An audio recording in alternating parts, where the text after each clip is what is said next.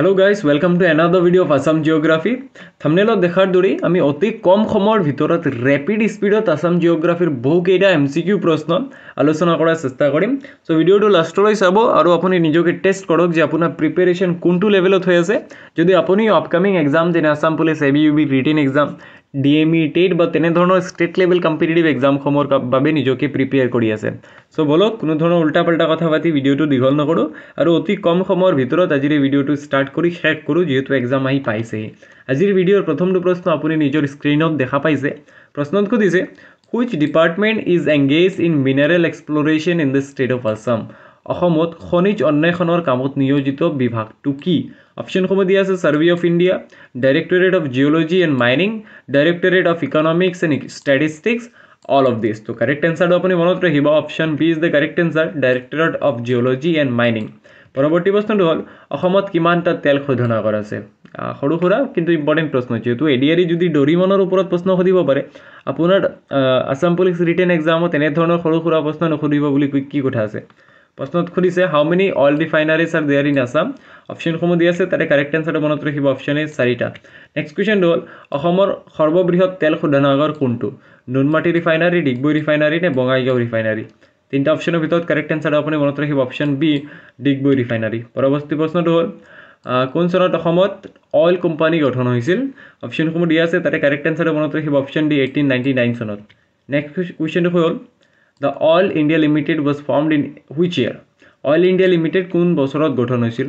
অপশনসমূহ দিয়া আছে তাৰে কাৰেক্ট এন্সাৰটো মনত ৰাখিব অপশন সি 1959। যেহেতু অনলি ৰিভাইজ কৰাৰ বাবে ভিডিওটো বনাইছোঁ সো আমি ৰেপিড স্পীডত কৰাৰ চেষ্টা কৰিম, আপোনাৰো টাইম বাচিব আৰু নিজক টেষ্ট কৰক জানে নে নাই। যদি নাজানে যেহেতু এক্সপ্লেনেশ্যন কৰা নাই মই এমচিকিউ বেছ প্ৰশ্ন হয় তো এনেই লাহে লাহে কৈ কোনো লাভ নহয় নাই আৰু এক্সামতো আপোনাক ঢেৰ সময়টো নিদিয়ে, কম সময়ৰ ভিতৰতে আপুনি প্ৰশ্নসমূহ সলভ কৰি আহিব লাগিব।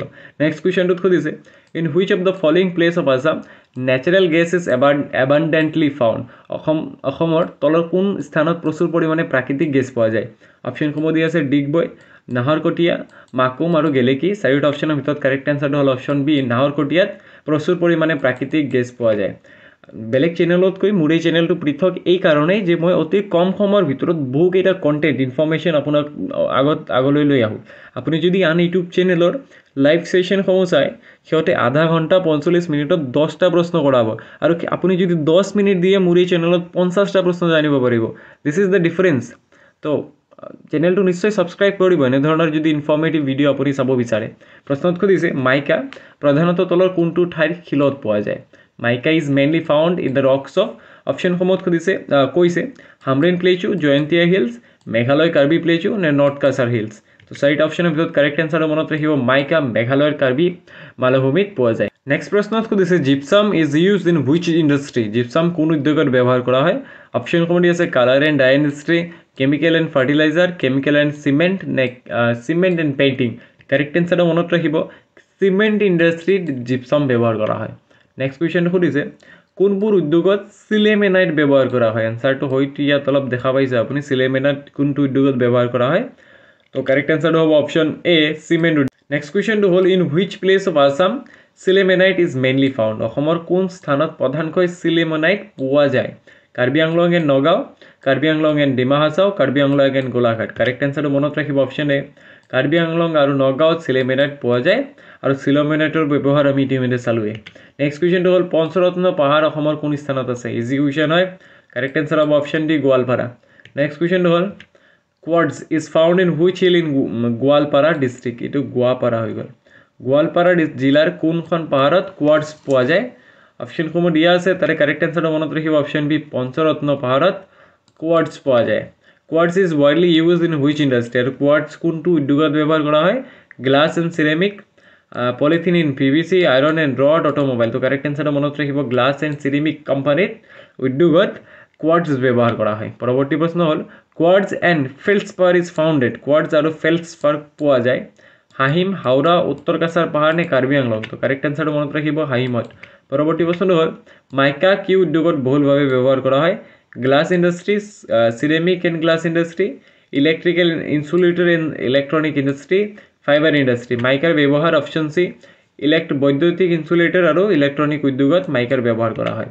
পৰৱৰ্তী প্ৰশ্নটো হ'ল কাউলিন ব্যৱহাৰ কৰি প্ৰস্তুত কৰা হয় কাউলিন ব্যৱহাৰ কৰি কি প্ৰস্তুত কৰা হয় অপশ্যনসমূহ দি আছে কাঁচৰ বটল আৰু শ্ব'পিচ ইলেক্ট্ৰনিক আৰু বৈদ্যুতিক সঁজুলি ৰাসায়নিক ৰঞ্জক ৰং আৰু আঠাযুক্ত উদ্যোগত বাচন বৰ্তন চেনিটেৰী সামগ্ৰী আৰু ঔদ্যোগিক সামগ্ৰী তো মনত ৰাখিব কাউলিন কোনটো উদ্যোগত ব্যৱহাৰ কৰা হয় কি মেনুফেকচাৰ কৰিবলৈ ব্যৱহাৰ কৰা হয় option D crockeries sanitary wares and electrical goods এইখিনি বস্তু প্ৰস্তুত কৰিবলৈ কাউলিন ব্যৱহাৰ কৰা হয় নেক্সট কুৱেশ্যনত সুধিছে চিমেণ্ট আৰু তীখা উদ্যোগত এটা প্ৰধান উপাদান হ'ল তো চিমেণ্ট আৰু তীখা উদ্যোগৰ প্ৰধান উপাদানটো কি অপশ্যন বি লাইমষ্টোন চূণশিল পৰৱৰ্তী প্ৰশ্নটো হ'ল হুইচ গেছ ইয়াতে পিপিটিত ভুল থাকি যাব ইয়াতে এনচাৰ আহি গৈছে সৰি ফৰ ডেট কাৰেকশ্যন কৰি দিওঁ নহ'লে পিডিএফ আপুনি যদি পিডিএফটো কালেক্ট কৰিব বিচাৰে তেনেহ'লে ডিছক্ৰিপশ্যনৰ টেলিগ্ৰাম চেনেলৰ লিংক দি দিম তাৰ পৰাই এইটো ভিডিঅ'ৰ পিডিএফ লগতে আন ভিডিঅ'সমূহৰ পিডিএফ আপুনি কালেক্ট কৰিব পাৰিব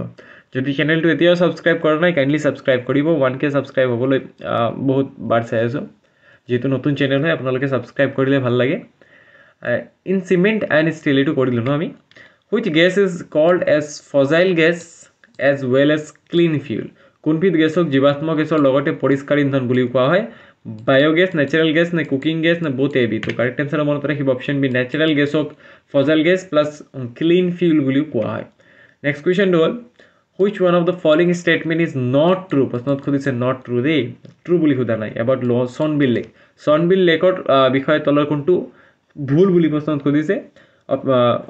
সুধিছে কিন্তু দুটা এজাৰশ্যন আমাক দি দিছে Son Beel is the largest lake in Assam this fresh water lake is situated in Dhubri district তো ইয়াৰে প্ৰথমটো শুদ্ধ কিন্তু ধুবুৰীত নাই এইটো ভুল কৈছে তো কাৰেক্ট এনচাৰটো হ'ব অপশ্যন বি তো কোনটো ভুল বুলি প্ৰশ্নত সুধিছিলে তো অপশ্যন টু বিত আছে অপশ্যন নম্বৰ বিত আছে এইটো বিকল্প ভুল হয় নেক্সট কুৱেশ্যনটো হ'ল তলৰ কোনটো উক্তি শুদ্ধ কোনটো বুলি বিচাৰিছে আমাক অপশ্যনসমূহ দি আছে Umananda is the smallest river in the world Umananda পৃথিৱীৰ আটাইতকৈ সৰু নদীৰ টিপ হয় এইটো শুদ্ধ হয় it is also' known as Bhasmachal yes it is true British officer named the island as peacock island হয় এইটো শুদ্ধ হয় তো কাৰেক্ট এনচাৰটো হ'ব option C all of the above is correct correct এনচাৰটো হ'ব option C all of the above is correct next কুৱেশ্যনটো হ'ল নেক্সট কুৱেশ্যন নাই আজিৰ ভিডিঅ'টো ইমানলৈকে আছিলে থেংক ইউ ফৰ ৱাচিং টিল দ্য এণ্ড যদি ভিডিঅ'টো এতিয়াও ছাবস্ক্ৰাইব কৰা নাই ছাবস্ক্ৰাইব কৰিব আৰু ভিডিঅ'টো কেনে লাগিল লাইক আৰু কমেণ্ট কৰি জনাব থেংক ইউ ফৰ ৱাচিং till the end stay updated with Chiranjit Datta